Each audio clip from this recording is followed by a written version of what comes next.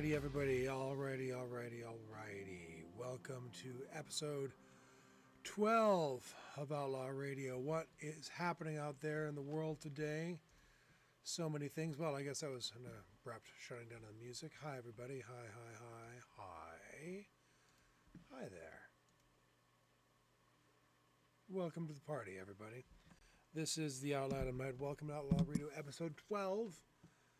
As I said by the title of the episode, we are calling it Burning Bridges. Now, before we get started, before I start, getting things going here, let's start at the very beginning. Who am I? I am the Outlaw Night. If this is the first time here, thank you for just randomly popping in on YouTube to check me out. If you want to know who I am, I have been in the pro wrestling industry based out of Central Canada since 1995. So yes, that is 30 years activity. I am currently the Blaze Pro Wrestling Canadian Heavyweight Champion, the best goddamn heavyweight champion in all of Canada. That is a shoot, as the kids like to say. And so I am a wrestler. If you're interested in anything regarding me, please check out all my socials. They're in the links down below. If you're interested in any of my merchandise, it has this lovely logo up in the corner and others that are in the slideshow at the pre-show and the end of the show. Please go to one of the links for the merchandise and t-shirts there, either at prowrestlingtees.com if you're in the United States, or preferably the Great White North link that's available there as well. That's certainly the goal at this point in time. Hope things are going well for you guys out there in your world. If this is your first time here, please like the page, subscribe to the channel, all that other good stuff. Please tell your friends, share it all out. I'm just trying to get some eyeballs in the work in my words and all the other stuff I have to say. Before I get into today's topic, I'd also like to say, in addition to the wrestling part, I am also an author. Yes, this is a book that I've written. I've written this lovely book right here for anybody who cares to see it. Anybody at all? Yes, I am the author of one book. I am the author of 2 books. I've got many books. I've got 3 books in this series. They are of an urban fantasy nature, so if you happen to like the works of Jim Butcher, if you like a little bit of Lee Child's Reacher books, I like to think that I'm doing something well in that regard when it comes to that type of stuff. So anyways, I'm getting lots of feedback and stuff here in the background. If anybody's here and can hear me, am I a little quiet? Can you hear me okay, Laser? Sorry about that. Thanks for letting me know. Anybody hearing me a little bit better now? Let me try this. Am I too low? Am I too low? Can anybody hear me a little bit better now? Laserboat, you still there? Check. Seems to be okay on my end, but I'll do this to get it going for a little bit. Anyways, wrestler, author, and a bunch of other stuff. Now, thanks, Laser. Appreciate you, man. Thank you for the info. I am calling this episode Burning Bridges because earlier today and earlier in the week I was hot. I was hot like fire, and I was upset about a great many things. And I had thoughts. And if you happen to be a fan of our good friend Mr. Ken Knapsack, who has his own shows on YouTube, formerly of Collider Flame and all that other stuff, Mr. Ken Knapsack, the co-host of Force Center, I called into his blathering event, and I had some thoughts about the state of the world and how frustrated I was with that. And I wanted to take some time to marinate on it. So even though I swore up and down last week that I was going to have a guest on with me this week and we were going to talk live about some stuff, I was afraid, ahoy there, 8984M, I was afraid that if I had anybody else on here, I was going to get them in shit. And I want them to be, hey there, Percy. I was afraid that, I want to make it very clear. I might talk about some stuff tonight that would potentially cause some heat if you were a younger man or woman trying to still take bookings in the world of professional wrestling. I am 50 years old, near enough. Got 30 years in, and while I'm still the best damn heavyweight champion in all of Canada, I'm on my way out. So I'm not as worried about anything that might be said as a result of that for me or for anyone. So let's get talking about the topic at hand. Sorry for the water break and for the ASMR. I did take some notes because I'm going to do one of these solo monologues. I want to make sure I go in the right order and that espouse my thoughts and my feelings, at least in something of a correct order. Thank you to everyone for showing up here tonight. I see you guys here in the YouTubes and stuff. It really means a lot to me for you being here. So, we are going to talk wrestling, but we're going to start by talking about the state of the world. And I know I talked a little bit about it last week, about how it was frustrating me and it was upsetting me. And I know last week I talked about finding the joy, and I did find some joy today. I clearly did. You know, I went and saw some more grade 7 volleyball, and that was an amazing thing. Basketball, excuse me. Hey, Trinity, good to see you, girl. Hope you hang out, hope you have a good time. But as far as good times goes, like I said, let me talk about the state of the world, and let me talk about some of the things that are upsetting me and some of the things that aren't. It's hard to talk about anything today, in any topic, in any place, if you're plugged in to what's happening down in the United States right now. Down in the United States or anywhere else in the world. The situation of the atrocities happening in Minneapolis involving members of their Department of Homeland Security, immigration and customs enforcement, all that other stuff is absolutely despicable. Not just in Minneapolis, of course, it's happening in Portland, it's happening in LA, it's happening in a lot of the states that are all the way down there. So it is it's a whole thing, and it's a lot, and it's scary. It's really scary. I was talking briefly to some of my friends, Darren Corbin and Eric Cannon. They're two mainstays of the Minneapolis pro wrestling scene down there, and they're upset, and they're scared. As the founders and main players for First Wrestling, which is based on First Avenue in Minneapolis, the same place made famous by Prince of all people, they're very, very into the idea that, you know, wrestling is for everybody and that the state of the world is for everybody. Good night, Billy. Thanks for hanging out.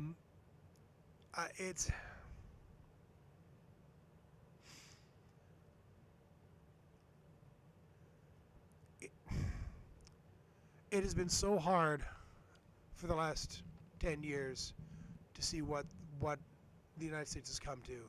It's been even harder to see how all of that action activity has bled across the rest of the world. And it is hard to ignore. And for a long, long time, many people have done the ignoring, and many people have gone out of their way to, you know, minimize or to say it's just a thing that's happening over there. This is stuff that's happened for our entire lives, and it will always, always, always continue. And on some level, obviously, that's true. Racism, fear, isolationism, the otherism of people, trying to diminish women of their rights. I'm talking about you, Trin. Talking about how much it's always about the great us versus the terrible other, the terrible them. And this matters in pro wrestling, this matters in literature, this matters in art. And frankly, it matters right here in Canada. It matters like crazy. Vulcan, good to see you, my man. Thank you for showing up. Thank you for everybody that's showing up out here. Again, if it's the first time here, please like the video and subscribe if you could, please. Why does this matter? Why does what's happening with ICE murdering people in the streets in the city of Minneapolis, across the country of the United States, why is that sort of fear and tyranny important to me as a Canadian, as a big white guy full of privilege in Canada? Well, let's call it like it is. What happens in the United States affects everybody. That's been the way of the world since the end of the Second World War. So we're going on 100 years now of our good friends in the United States, some of them are in this chat, being at the forefront of, you know, rightly or wrongly, what is considered right or wrong, might makes right across the entire world. You hear it all the time in the media. You hear it all the time from actors in Europe and Australia, the ones that come on over and can portray Americans and can sound as American as anybody else because, of course, your media is all over the place. In Canada, I grew up watching more Dukes of Hazzard than I ever did watching Beachcombers. I grew up watching NBC Nightly News with Tom Brokaw just as much, if not more, than I did watching, you know, Lloyd Mansbridge. It's we were saying this in the other streams a minute ago, you know. I watch more Price is Right and Bob Barker than I ever did anything else on W5 on CTV in the mornings when I was homesick from school. And this matters. What's happening out there matters. Not just the horrible things that are being done and said, but the lies and the mistruths that are being said so openly and so brazenly and without repercussions. It is those lies and those mistruths that give courage to people in Canada. People like the dipshits in charge of that stupid trucker convoy. Yeah, some of you are going to come back and say, you know, that that Mr. Trudeau was not right and said that his military action tried to disperse those people in Ottawa was illegal. Maybe yes, that is true. I can't deny that. What I also can't deny is that there are 1,000 you dumb fucks that got conned by the people in charge of the convoy to donate a bunch of money. We're told that your legal expenses would be paid, and all of you were left a hole in the bag. A lot of you went to prison, and a lot of you dragged your children out to Ottawa where you could piss on the fucking, statue of the unknown soldier and call it freedom, when all you're doing was just being a bunch of spoiled entitled cunts.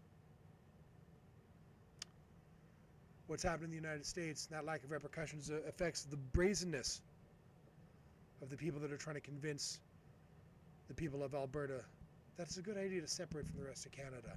That's a good idea for them to become the 51st state. Now, never mind the fact that it's a fairly open secret that there are a whole bunch of major media corporations in the United States that are funding that effort in the province of Alberta, that are funding people like Daniel Smith. They're funding that waste of space, Pierre Poilievre. But hey, never let the facts get in the way of a good rhetoric, right? Never get the facts in the way of the fact that, it's easier to blame other people and the people from Somalia and Minneapolis in this case, or the people coming in from Syria or wherever, people that are trying to come to North America to escape terrible, terrible regimes, try to convince these people that, hey, they need to go away, that their immigration is not the type of immigration we want, and that no immigration is what we need in this giant-ass frickin' country that's got more land mass than we could ever host people, where we have all the room in the entire... There's more room in Manitoba to house and build infrastructure than there is in any other part of Europe these days. It's ridiculous. It's ridiculous. There's room for all of these people, and there's room for everybody. But all we want to do is talk about how they're terrible and they're evil and their problems. And yeah, we have our own problems here. We're not perfect. Obviously, I've been on the reservations in northern Manitoba. Obviously, we've got issues up there. And these are issues that do need to be solved.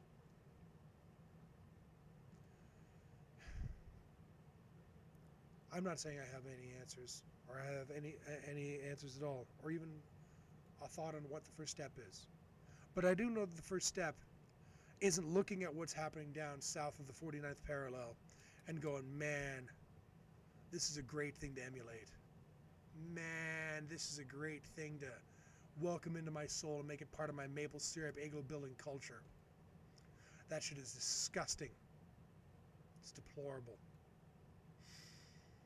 And if you're buying the misinformation, I'm sorry. I hope you open your eyes and see the world for what it really is. But how does this horrible stuff bleed into pro wrestling?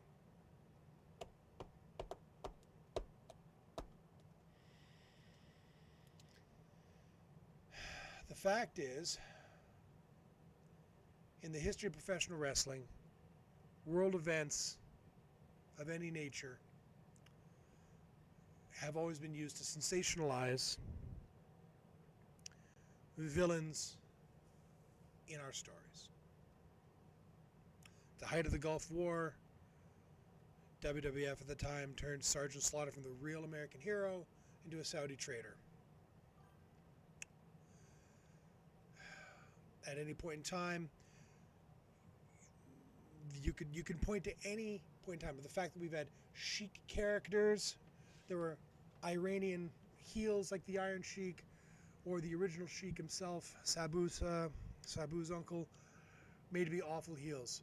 When you think about how easily wrestling's gone forever and a day to take, regional, ethnic stars and either make them baby faces or heels depending on the politics of their time, the politics of their region, their culture, their ethnicity, their sexuality. Good Lord. Gorgeous George and, oh, God. How many villains can we name were strictly villains simply because they were being queer? The history of pro wrestling is littered with this shit. So obviously I'm not surprised. Obviously I am not surprised that in the year of our Lord 2026, if you believe in that shit, and if you do, God bless you. I am not surprised in the year of our Lord. We have people going out to the ring in Edmonton, fucking Alberta, a city of 1 million people, a city of educated people, of good people, some misinformed, some misled, but good people. Guy wearing a fucking Donald Trump mask, dressed up like an ICE agent, coming out to that type of music on the same day that that Alex Pretty gentleman was executed in the city of Minneapolis. What the fuck are you thinking? This one's hard because I've wrestled for Real Canadian Wrestling. I've known that promoter for a long time. And let me tell you, his reputation is the shits. But, hey, Sean, good to see you, buddy. I've wrestled for that company. I've taken that man's money. And I never will again. I know, faint praise because he's not booking me, but what it is. I don't give a shit who put Cato up to Billy. I bet you Cato put himself up to it. Regardless, everybody in that locker room should have known better. And now I want to make it very clear. I know people in that locker room who probably did the thing that we've done traditionally in the course of wrestling forever. They saw it. Maybe they said something. More likely they said nothing and just said, hey, it's not my match, not my segment, not my monkeys, not my circus, and let it happen. Now, people are allowed to make mistakes. People are allowed to have bad calls. I want to make it very clear. I am making this statement from the thinnest of glass houses. A quick Google will tell you about the number of times that I've fucked up over the course of 30 years of pro wrestling. And I'm guilty of my own shit. I am. I've said and done things in front of a crowd and in a locker room that are stupid. I've slapped fans that got too close. I've interacted with the wrong people. I've made friends and connections with the wrong people over the course of time. But I like to think, not to put myself over in this case, that what happened whenever those situations occurred was I was at least man enough to be able to say, I was wrong. I fucked up. And I personally am willing to accept the punishment for it. Now, Billy referenced the gentleman's name directly here, Cato. I'm not even sure if I know you specifically or if we've met. I apologize. You did a dumb fucking thing. And you should have known better. I saw your post taking accountability for it. I saw your post trying to absolve the company for it. That's commendable. I think it's inadequate, but everyone's allowed a chance for redemption, allowed a chance to move forward. But I'm disgusted by the absolute lack of accountability for that company. And I use that word loosely. A collection of fucking nitwits. Who allowed this to happen? Bill, if you're still here, I know full well how a company's run. Even a small shoestring budget pro wrestling company. Anybody who tried to dress up like that in the locker room and then tried to change their music and to try to make an entrance out there in front of a packed house with the idea of, quote unquote, getting some heat would have been stopped, questioned, talked to. There's no way in the entire world, Steven Styles, that you did not see this guy in advance doing this bullshit. I don't believe it. I can't believe it. And quite frankly, you're a fucking idiot if you think the rest of us don't believe that shit. Of course, you're not alone in this endeavor. You're just the most publicized one in Canada right now. And it's a disgrace. It's a disgrace. Now, there is a fine line here, and I want to make it very clear. I'm not burying everybody who's doing an anti-Canada, vaguely American gimmick right now. I can name some names, but I'm not going to bother that. If you're living in Canada and you go to independent wrestling events, you know who I'm talking about in your territory. For the vast majority of them, I have no trouble with people that know the line that they're walking. They know that line. They walk right up to it. They garner their negative attention from the crowd, and then they do the right thing. They back away, and they let the babyface come on in and get the retribution.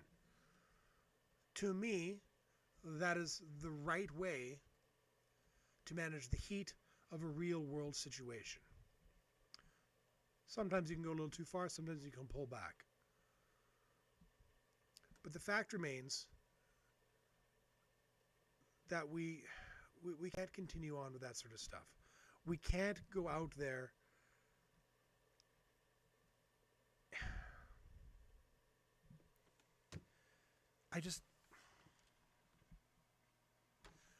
this whole situation gets me right where it hurts. Okay?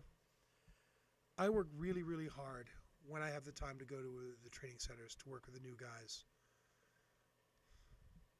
to try to help the wrestling business be better than it was when I broke in. I broke in 1995. In that locker room, there were some gentlemen, who I will not name, who scared the crap out of me for some of the things they had done in their lives that they openly bragged about. Now, were some of these guys full of shit and just trying to sound tougher than they were? Yeah, maybe. Some of them weren't. Some of these guys lived this gimmick and made it their whole lives. And I try to tell the people that are generous enough to let me mentor them that we can be better. Yes, the professional wrestling industry has a long history of disgusting promotional tactics. We have a long history of being sexist, misogynist, ableist, racist, and yes, taking advantage of terrible world political situations and trying to turn it into monetary advantage. For the record, in very few instances in the history of professional wrestling, outside of smaller territories but on a bigger scale, in very few examples has that ever actually worked to drum up new business, to make people want to come back to your event. Yeah, you want your heel to be hated, you want him to get the right kind of heat. This is not heat. It's sending people home disgusted. I want to say this so that the people coming up behind me don't have to. You do not have to accept this level of bullshit from pro wrestling. Not as a fan, not as a wrestler, not as a promoter, not as a media type, not as an influencer. We need to be better than this. The world is in a fragile state. The world is hanging by a thread, it feels sometimes. We as wrestlers have a duty to be a reflection of the world and to put a smile on the face of the people that come trying to get an escape from the shit that they're dealing with in their lives. Yeah, we can be edgy. Yeah, we can take chances and take risks. But our first and most important job is to those people who are generous enough with their time, with their money, and their patience, and their families, because they're oftentimes bringing their children. We owe it to them to show them the best possible versions of what we can be.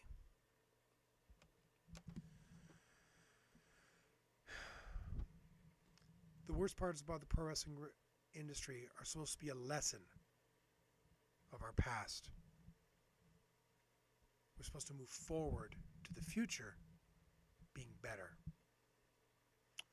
And I guess when you boil it right down, that's not just a statement for wrestling.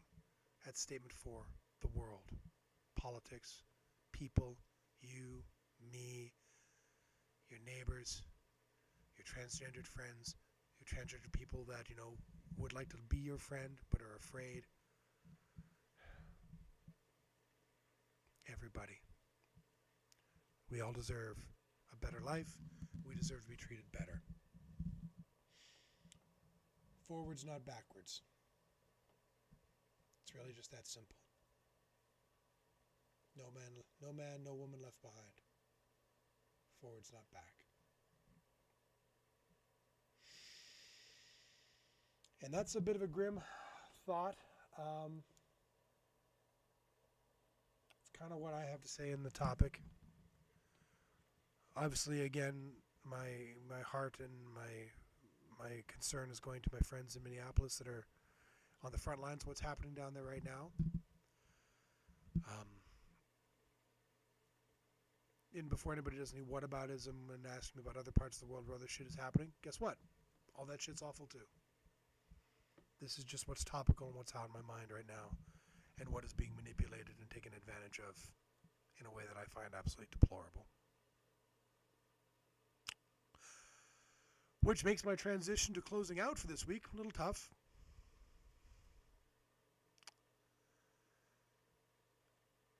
February 27th, I will actually be getting in a ring for Blaze Pro Wrestling. I should be the main event, and I will be defending the Blaze Pro Wrestling Heavyweight Championship against TNA's hometown man, Mr. Cody Deaner.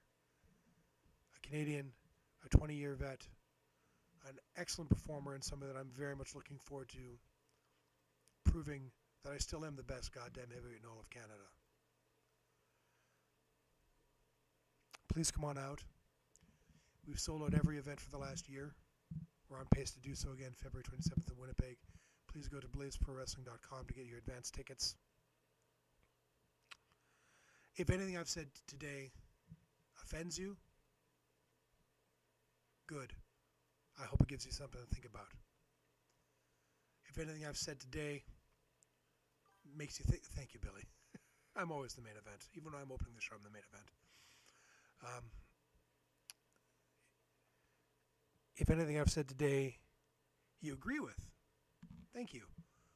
Please take the opportunity to share your thoughts and opinions on this topic with your friends and your neighbors, and try to shove in a better path, forward, not back. And if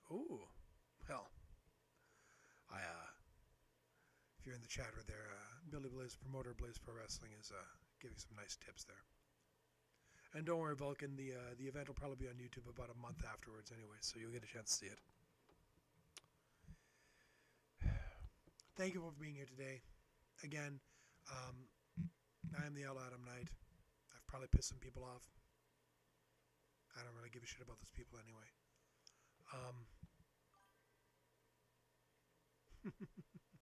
Have a great night, everyone. Please consider checking out my links down below. T-shirts, books. Please join my Patreon page if you'd like. I will be back every Wednesday, either live or pre-recorded, and I will be back. I'll be back next week. I've actually already recorded my episode for next week because I will be out of town, but I'll be live the following week after that. This Monday, I actually have another match from the Vaults. I actually was wrestling in Alberta, and I found a tape from the old classic Canadian Championship Wrestling. Have a great night, Vulcaner. Thank you for coming out. Thank you, Laserbolt. I appreciate you. So I've got a nice little match with a fine gentleman from my debut in Alberta from back in 2002. Anyways, please like, subscribe, share the show, Share the channel. It means the world to me. Forward, not back, people. Hug your friends and family. And please, let's be good to each other. Good night.